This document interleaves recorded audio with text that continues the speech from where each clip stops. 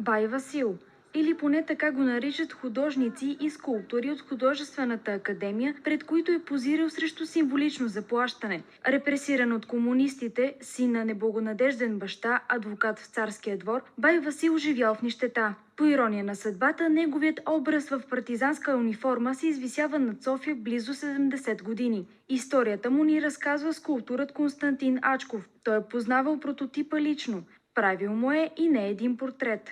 Той беше с доста тежък инсулт, опитваше да се раздвижва, но той беше с една инсултна ръка и крак, който заваляше и въпреки това позираше с часове, погащи, гол, без да се оплаква, въпреки че той беше философ, беше и високо интелигентен, беше принуден да позира.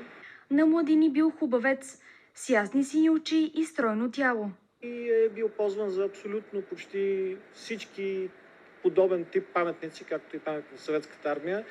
Когато трябва да има образ на войн, той не възприемаше въобще тогавашното изкуство за някакво голямо изкуство. По-скоро подиграваше един или друг автор, как го е карал да седи така, да мижи. Той беше изтренирал тази сериозна комунистическа такава представа, как трябва да седи така с остър поглед. В крайна сметка обаче, образът на Бай Васил минава и през ръцете на Васка Емануилова.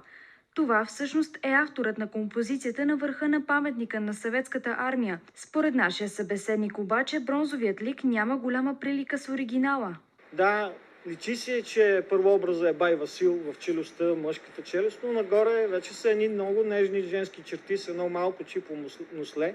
Обяснението на Константин Ачков звучи съвсем в духа на нашето време. Скулпторката Васка Емануилова била хомосексуална и наказала тогавашното общество, което отричало подобните на нея. Затова и във фигурата на Война личат доста дамски черти. Личи си, че има бюст, личи си, че има ханш, личи си, че раменете са далеч по-тесни от ханша. Просто това е някакъв микс. Според мен едно отмъщение на Васка Емануилова е била потискана, естествено, заради нейната хомосексуалност и вероятно това е отмъщението на нея и на нейните колеги.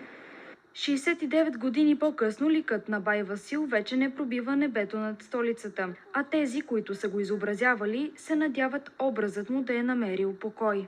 За новините ОНР, Йоана Георгиева.